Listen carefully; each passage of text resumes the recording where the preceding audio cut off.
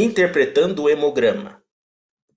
O sangue é um dos principais componentes do corpo, sendo responsável pelo transporte de substâncias químicas como o oxigênio e o gás carbônico. Ele é composto por duas fases, o plasma e as células, sendo as células os leucócitos, eritrócitos e plaquetas.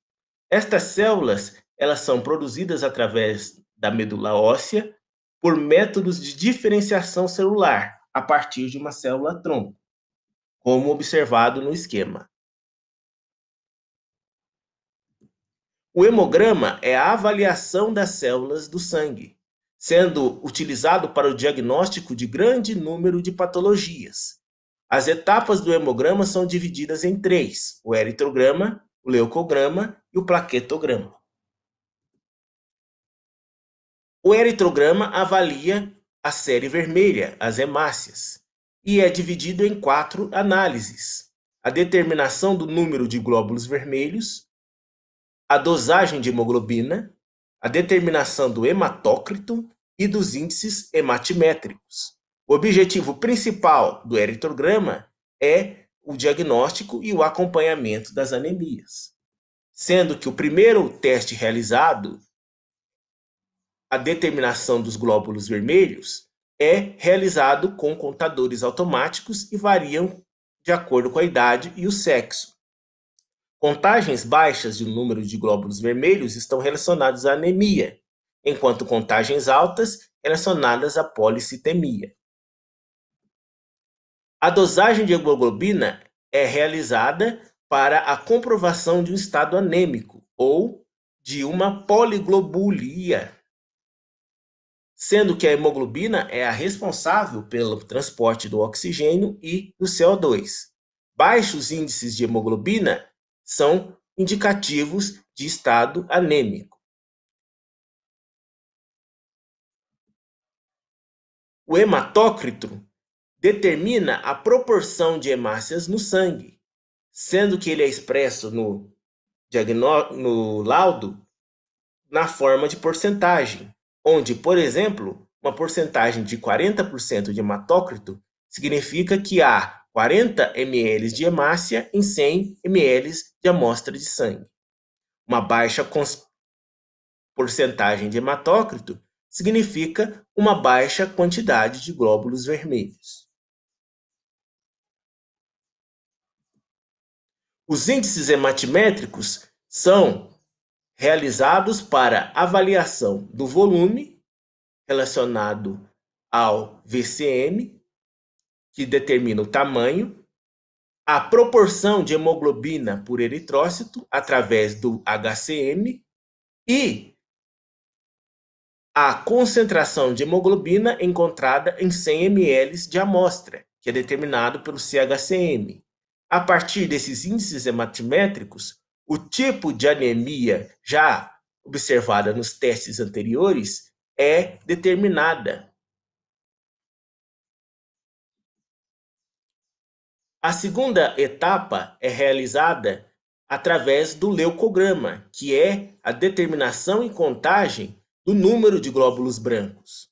São realizados duas análises, sendo a primeira a contagem global e a contagem diferencial. Os glóbulos brancos são as células responsáveis pela defesa do organismo. E, quando é realizada uma contagem global alta, normalmente eles estão relacionados com infecções, enquanto contagens baixas estão relacionadas com leucemia ou doenças na medula. Esses valores de referência variam com a idade e o sexo. A contagem diferencial compreende a contagem dos tipos de leucócitos, sendo que os neutrófilos são os primeiros contados como células fagocitárias e baixa concentração de neutrófilo estão relacionados a infecções virais e uso de medicamentos, enquanto a alta concentração de neutrófilos está relacionada a infecções bacterianas.